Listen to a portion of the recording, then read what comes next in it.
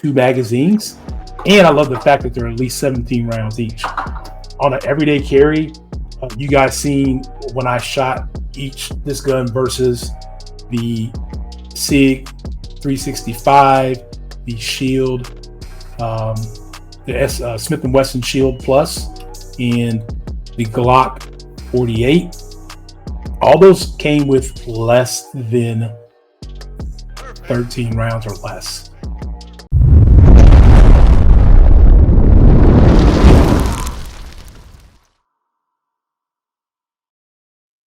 What up, guys? It's your boy Gusto back in the house, as you've seen in the intro. This is going to be the Canik versus the Sig P365, the Glock 48, and the Smith & Wesson Shield X. So the day I went to the range and shot my Canik for the 750 round review, part of that 750 rounds was me shooting the Canik MC9 Prime versus those guns. So let's do a quick pop over to that video, the rest of that video, and let's take a quick look at my thoughts and processes. Then we'll come back at the end. I'll give you my actual thoughts now that I've had time to kind of digest everything and kind of go forward from there. All right, we are going to do a comparison. We are going to be switching out the target. We're going to be firing 3 other pistols. We're going to use the same ammunition for all 3 pistols. We'll probably use the BPS since I just bought that because it was on sale on the table. I'm not a big fan of it right now. Kind of like the Blazer, just a smidge better. It runs. So if you had to, I mean, if you didn't have anything else, you could run it. The BPS, it runs. We'll see how it does in the other ones. So give me a second. I'm probably going to cut the video here and then I'll come back. I'm going to do some cleaning and get some things going. I'll be right back. Okay, we're back. Again, we're going to be running our Canik MC9 Prime. Pistol is clear. See that there. Versus this go around, the Glock 48. Pistol's clear. One thing that you'll notice on both of these is they both have a safety trigger. This is a little bit more pronounced on the Canik. This one I'm running does have a dot. I'm assuming this was a trade-in, and the guy just decided he didn't want to take the dot off. I mean, you know, it works. Yeah, it's working. It's on. I hope it's centered. So there's that. The feel of it, the texture on the Canik is going to give you definitely more ability for the grip, where you got the stippling on the sides and on the back paddle. On here on the Canik, it's not as pronounced. It is there on both the handle and on the back grip, but definitely slicker. I could see your hand. You can lose control of this one if you didn't have proper gun control on this one. Pretty easy. Slide wise, very manipulative. Canik, here's the thing. With my Canik, I have not yet cleaned it, nor have I oiled it. 750 rounds, and yet I have yet to clean it or oil it. I'll probably be cleaning it after today's shooting, but right now, just haven't done that yet. This time we're shooting for feel. We're going to take it back out to 21 yards again, and we're going to go body shots. We're going to be shooting body shots. We are running the BPS ammunition, 124 grain through both. We're going to first shoot the Canik, and then we're going to come back and shoot the Glock. I'm not a Glock guy, but it's Glocktober, right? Still clear. Still clear. Still clear. Glocktober. My boy RP says eventually in a year or two you're going to get one. I was like, I don't know. It'd have to have a performance trigger for me to probably think about it. But all right, let's get this going. Let's take this out to 21. I'll start with the Canik from low ready. Get the target video back up.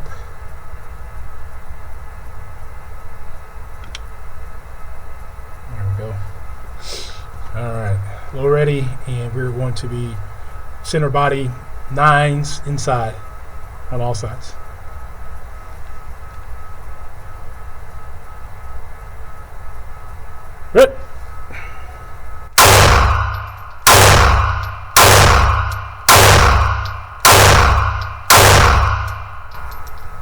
That one locked back. Magazine's empty. Okay. I'll give you guys my thoughts about the Prime later. Let's bring it in real quick so we can kind of see where we're at. It's something about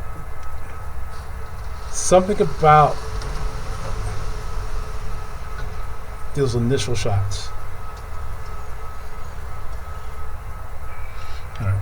So there you can see to lower left, but this one was in the 9. This one was the only one that was off the 9. So this would be a B zone hit. A good A zone hit right here. This one was a little low, but it was still an A zone. And then we got even tighter there. So that's kind of what we want to see. We're getting some good groupings. Starting to get more comfortable with that tool, that handgun. So we're going to continue to keep working with that one. But for now, we're going to test it versus the Glock. Oh, that time I put the wrong distance in. I put it back to 0. I'm going to test the Glock. And I'll give you my thoughts of the 48 versus the Canik Prime. 6 shots is probably not enough to really give you an honest, true feedback on that. But I'm going to try to be as honest as I can with all 3 of these guns. And then whichever of the 3 that we like the most versus the Prime, we may just run like a full magazine of each, just to kind of get a good baseline and give you my overall thoughts. But 6 shots is all we're taking. Let's get this camera back up. All right, from low ready. I can already tell that I don't like the grip on this one, but we're gonna do our best. Grip.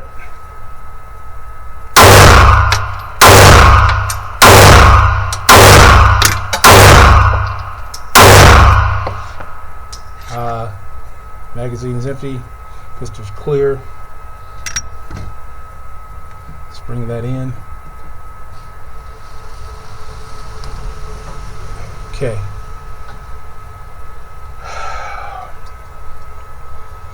All right.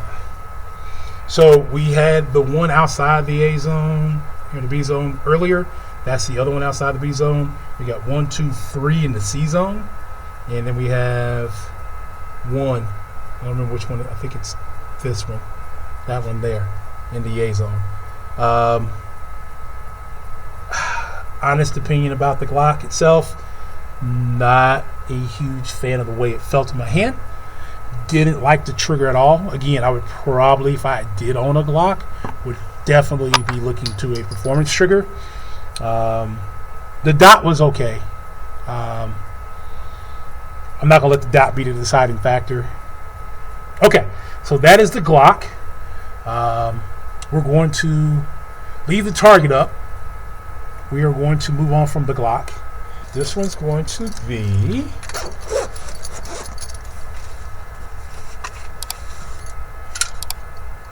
the 6-hour 365. See that there? Empty. Magazine's clear. So real quick, we'll get set up and then we will come back. All right, we got both magazines loaded. We are going to go back out to 21. Enter, go. I'm going to go back out to 7 yards or 21 feet, depending on what you prefer to look at. We'll get the camera up here. Okay. And then, so we talked about, so let's take a quick at the quick differences. Obviously, I have a dot on my Canik. There is not one on the 365. I thought about getting their X macro because it does have one, but I was like, I shot that one already in another video. But stippling, a little bit more defined than the Glock. And your back panel stippling. Got a really nice beaver tail right there. And that's great because I have big hands. And if I were to shoot this, I don't want this rubbing my hands. So, as you can see there, it's not going to rub. it's got a slide lock here. So if I were to push that with my thumb, that's going to lock the slide, release the slide. It does have a plate for a cutout for an optic as well.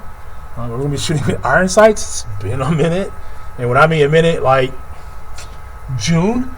Since I shot with iron sights alone. I lie. I shot with iron sights when I did the family range day with a bunch of the guns. Does have the ambidextrous slide release. You just have to take this one out and flip it over.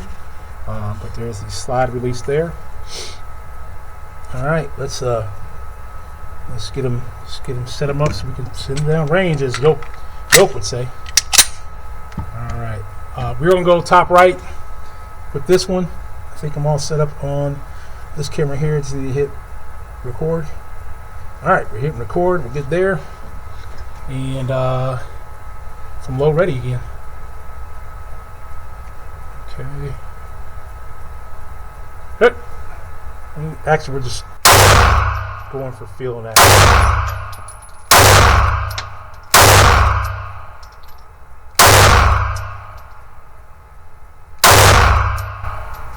Okay.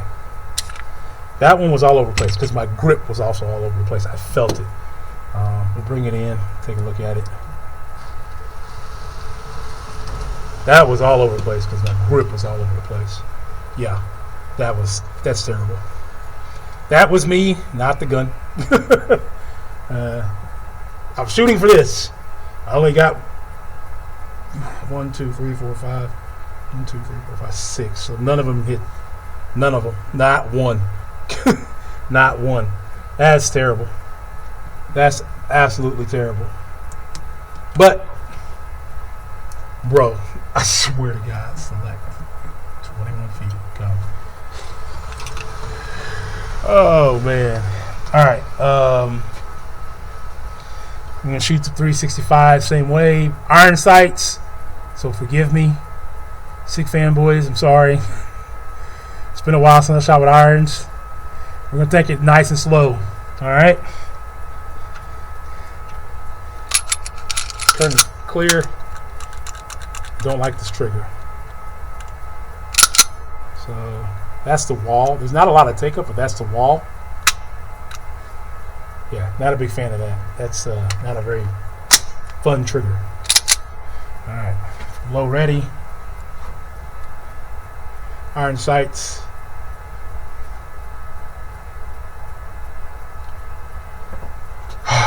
Okay, we're just bringing it up. Bro. No.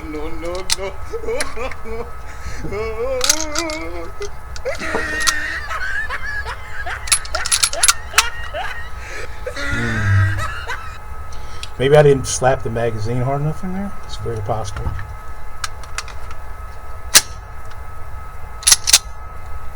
was pretty sure I chambered around. Not sure why I didn't. All right, here we go.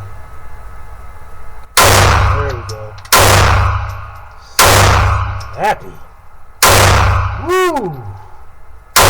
And I don't have a lot of hand on this. There's not a lot. So you can see here, I got pretty big hands. Magazine's empty. Clear. As you can see here, I got pretty big hands, right? Getting all three of these fingers around here, this pinky has no room. I'm going to show you the difference. Although this is a more concealable carry pistol,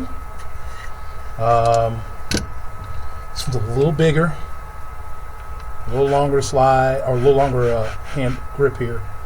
I can get all three of my fingers, and I have this mag well here that kind of helps lock those fingers into place. So again, clear, empty. Locks that into place, so it gives me a little bit more room to grip and manipulate the gun. I'd be interested to see how I shot. I'm pretty sure I shot like crap.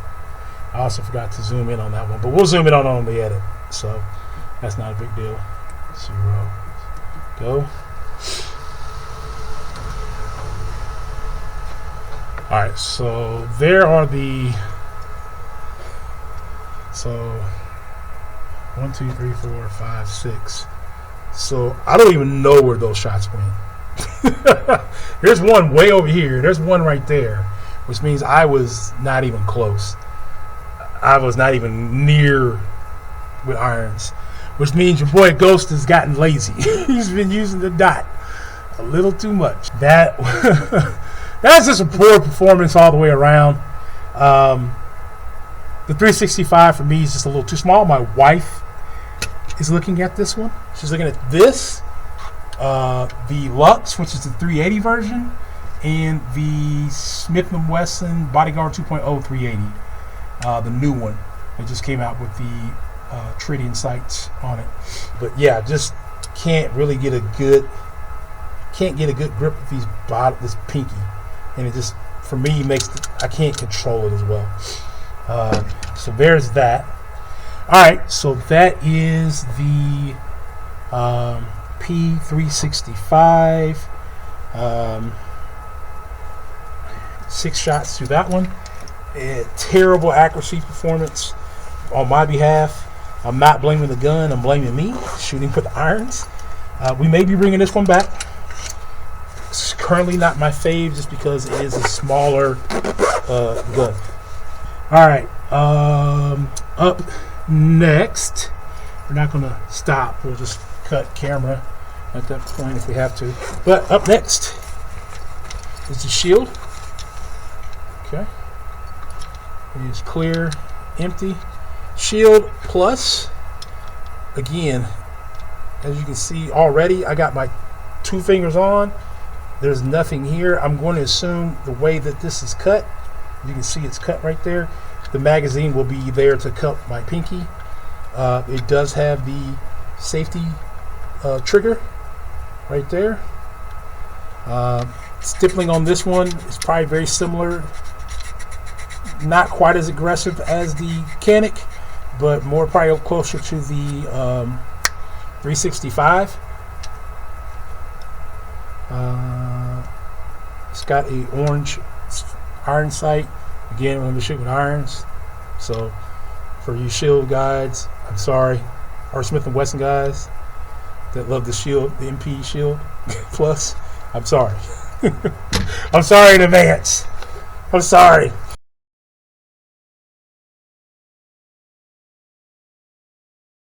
Top left. Top left.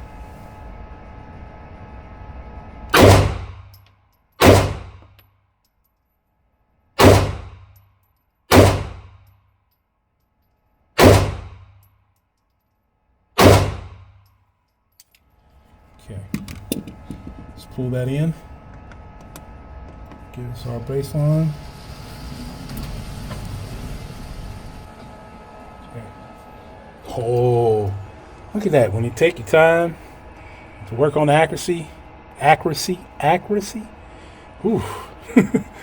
Look what happens. We are back. I hope we got a lot of footage. I had to get the person back in here to help me fix that. I guess it came off track. She had to reset it up here and then get it back on track here. So, all right. So back to the Shield M&P or M&P Shield Plus. We're gonna go body shots since I am terrible, obviously, with iron rounds right now. So we can get a more accurate read about where I am shooting. All right. So we're back to 21 feet out. Let's get this camera. Let's get the target camera back up and going. Okay, that is up and going. There. Great. I did empty this one. Okay. I don't know if I racked around beforehand. So assume it's loaded if you're not sure.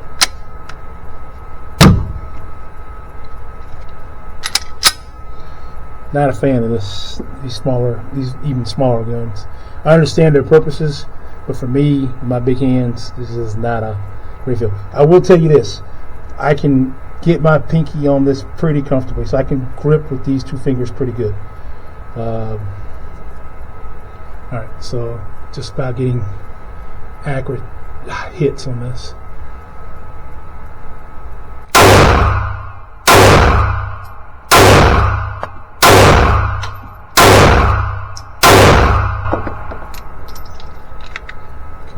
Magazine's empty. Pistol's clear.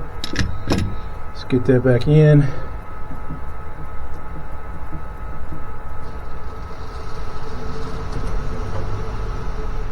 Okay.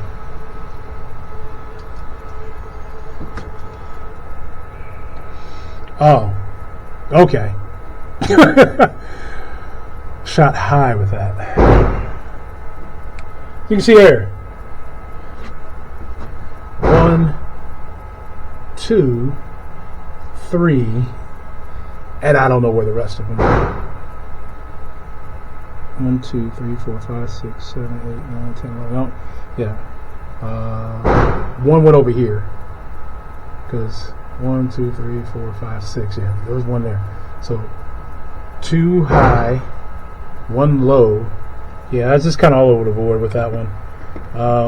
These smaller pistols really give me pause for shooting. But out of the 3, the Smith & Wesson trigger felt the best. The size of the Smith & Wesson felt the best. The Glock was my least favorite. It's good. I can hear all my Glock boys being like, boy, I'm unsubbing. Don't unsub. Don't unsub. I'm sorry. I'm just not a Glock guy. I need a performance trigger on it. I'm going to give it a full run with the Smith & Wesson versus a full run versus the Canik. I'm going to let you know that for me, personally, it's going to be the Canik. I can tell you that already. Even if I wasn't a Canik, even if I didn't want my Canik initially, I'd probably still be the Canik right now for me. So we'll be back. I'm going to load these magazines up, and we're going to give them a full run. Okay, we are back. Just finished that box off of ammunition. So we got 13 fully loaded into the magazine for the Shield Plus. For the Canik MC9 Prime, there was only 16 left. So I loaded the 16. There's actually room for 17 in here. We're going to run the Shield Plus first. And I meant to actually put up the target before I came back to the video, but you know. So, next we're going to do a full magazine run of the Shield versus the Canik MC9 Prime. Not quite a full mag, but 16 rounds in the Canik. We're going to go Shield first. We're going to send it out to, we're going to go back to 5. We're going to go back to 5. I'm going to go all body shots. I put up a new target. Let me get the video camera out for that. Okay. That's fine that it's like that. We'll fix that in editing. Alright, Shield. Here we go. I finally got a good slap, didn't I? Finally got a good slap. Alright, so steady. Body shots, 5 yards out. We're just going to come from low ready, and then we're going to just take shots very casually. We're looking for accuracy within the 9 target area as best as possible.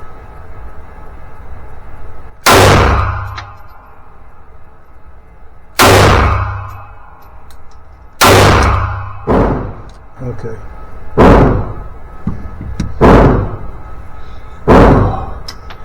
Okay, what you just seen there was hot lead. It's popped up, it hit me on my hip.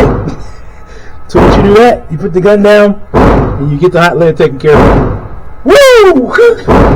That okay. Okay. Alright, back at it.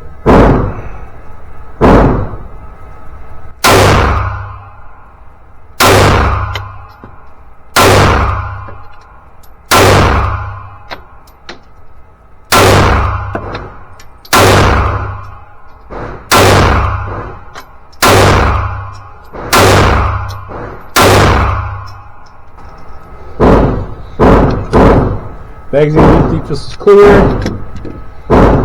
Woo!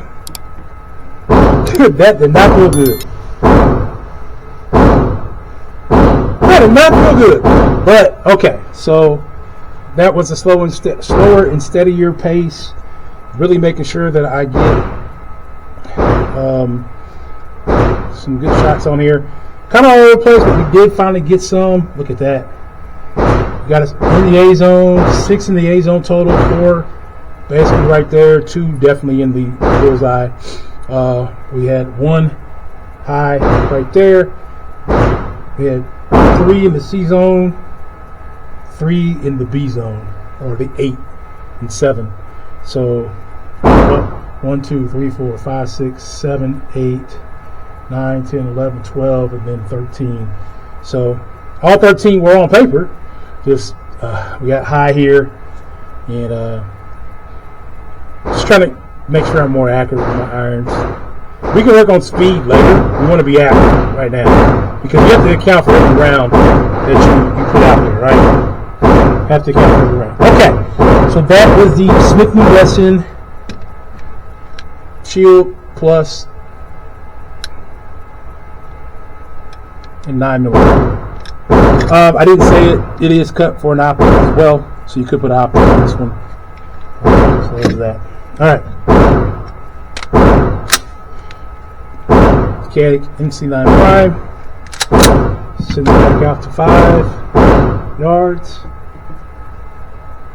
Hard it is to get there. Okay, now that's lined up. All right, again, 5 to the body. Maybe I should do. Let me do 5 across the top. We'll do 5 left, 5 right, 6 center headshots. We're gonna go through that target to kind of get a better idea. I did take that a little bit more slow, and that made the accuracy a little bit better. But it still was kind of all over. I still was bouncing all over the place with that one. I just can't get that control on that Smith & Wesson. So hopefully I can show that better control here. Also on this one, on the Canik. All right, here we go. Recording. All right, got it. Good.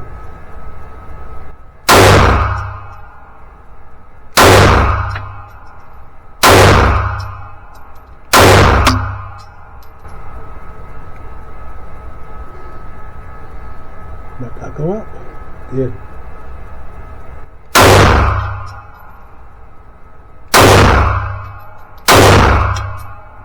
Oh, there it is.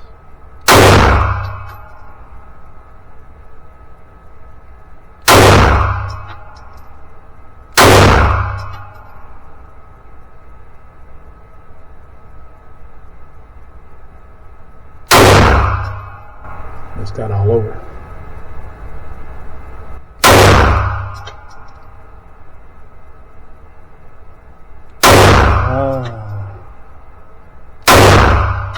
That is a me thing.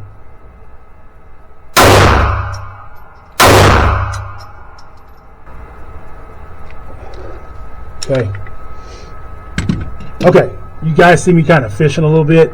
I lost my dot. I kept going in and out. I might need to change the battery. Let's bring that in.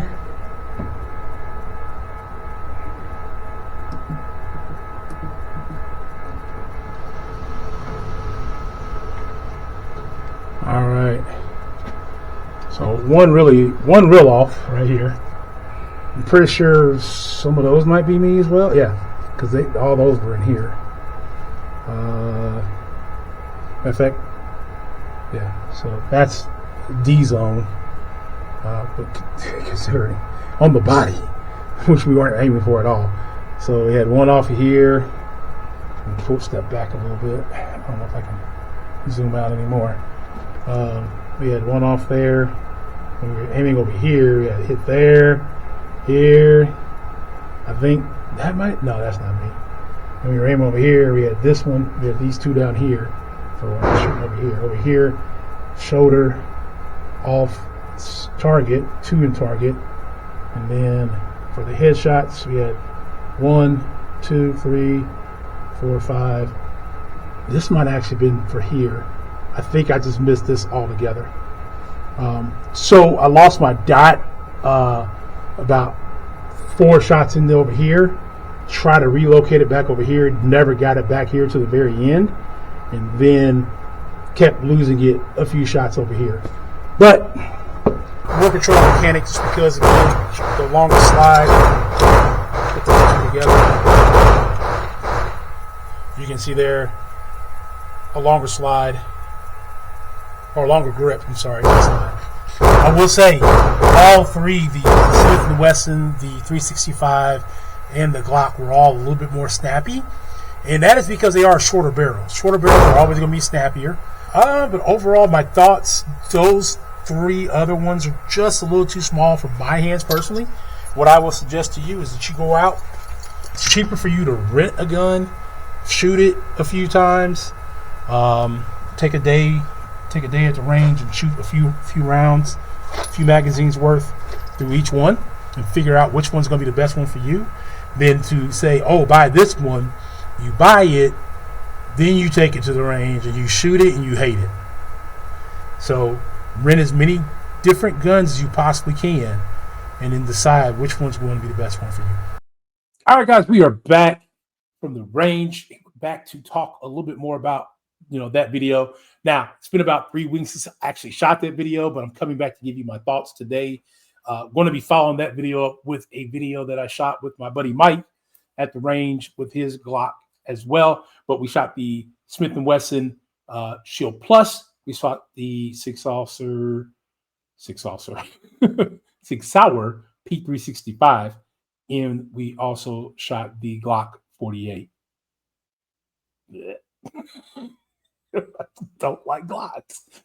Nonetheless, I'll tell you, like I told you at the end, now, like I told you at the end, then when I got done at the range, you have to get out and go shoot these for yourself. You have to go out and go find out if this is a gun that is going to work for you. There are going to be things that I like about my Canik that somebody else is not going to like about my Canik. You might find it more suitable with you for the P365. I use my wife, for example, all the time. She's got smaller hands. A smaller gun for her is going to be a little bit better fit. Something like the P365, she actually liked when we went to go shoot it. This may be a better thing for her. So get out there, test them out. It doesn't cost you much to go rent them from your local range, put a few rounds through each one, and just really get out there and test it out. So I'm going to try to keep this short. We're already a little over a minute on this part, but obviously you can see how long the video was. So I'm going to say this. Thank you to all those who have subscribed. We are just over 50 subscribers. I appreciate you guys for subbing up. I'm hoping I'm bringing valuable content to you that you're finding enjoyable. And if you have suggestions about content, please let me know in the comments below. Also, reaching out to a whole new audience is going to help by you guys helping me get there. Share my video out with other people. Let me know if you know a Discord that I can join, or a Facebook group I can join, or something along the lines that with like-minded individuals that I can talk to about this kind of stuff that might be interested in my content, and or I might be interested in their content. I would love to collab with a few people as well. With that being said, if you are new here, make sure you click the subscribe button, click the bell for the notifications. For those who have been here, thank you very much. Make sure you have clicked the like button. It helps the algorithm say, hey, this is a good video. I kind of like this guy. You should check him out. Appreciate that. With that being said, like I said, I have the video with Mike coming out. I have the video of another car combo video coming out. Sometimes those hit well, sometimes they don't. I'm hoping this one hits for you guys, as well as I have a few other things. With the holidays coming around the corner, I want to kind of go over maybe like what I got for Father's Day as gift ideals for those who might be looking for an ideal for their gun enthusiast family member, what they could go out there and get them. So with that being said, it is your boy GDDG. I do it so you don't have to, and I can tell you about it so you don't make the mistake that I did coming up. We're coming up on my 1-year anniversary of me purchasing my very first firearm and me stepping foot into this arena. I am super excited about that. Not only do we have our Canik SFT, we have the Canik MC9 Prime, which is the pistol, which is our second handgun and our everyday carry. But now we are getting ready to purchase our third firearm here. In the very future, it's going to be our first rifle. It's going to be an AR-15. If you guys have been following me, you've probably heard me talk about it once before. Some of the ones I'm looking at.